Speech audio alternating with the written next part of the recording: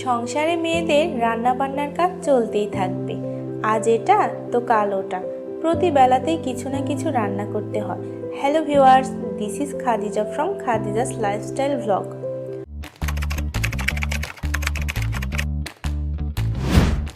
প্রতিদিনের মতো আজকেও চলে আসলাম রান্নাঘরে। এসে ভাবতে শুরু করলাম কি রান্না করা যায়।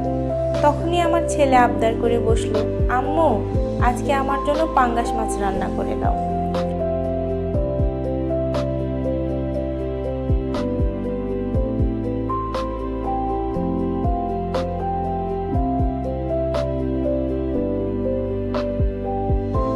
পাঙ্গাস মাছের কাঁটা কম থাকার কারণে আমার ছেলে এবং আমি দুজনেই অনেক পছন্দ করি।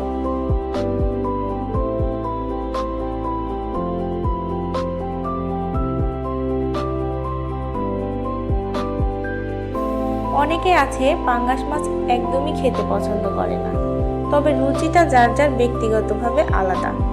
পাঙ্গাস মাছটা যদি মাংস রান্নার মতো করে রান্না করা যায় তবে খেতে অনেক মজা লাগে।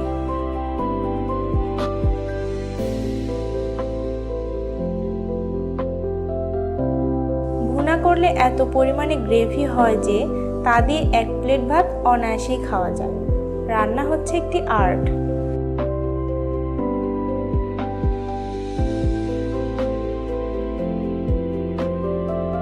পাঙ্গাস মাছ রান্না করতে তেমন বিশেষ কোনো মশলার প্রয়োজন হয় না।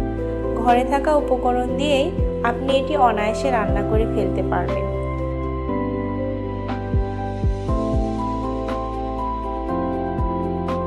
আর আমরা বাঙালিরা তো মাছ ছাড়া চলতেই পারি না। প্রতিদিনের খাবার তালিকায় কোনো না কোনো ধরনের মাছ থাকবেই, কারণ মাছ আমিষের চাহিদা পূরণ করে।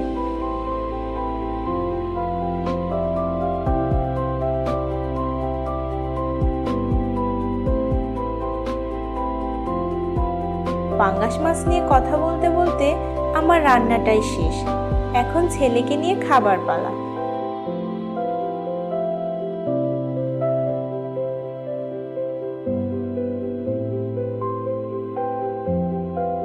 তো আজকের ভিডিও এখানেই শেষ করছি। দেখা হবে নেক্সট কোনো একটি রেসিপি নিয়ে। ততক্ষণ অবধি সবাই ভালো থাকবেন, সুস্থ থাকবেন। আল্লাহ হাফেজ।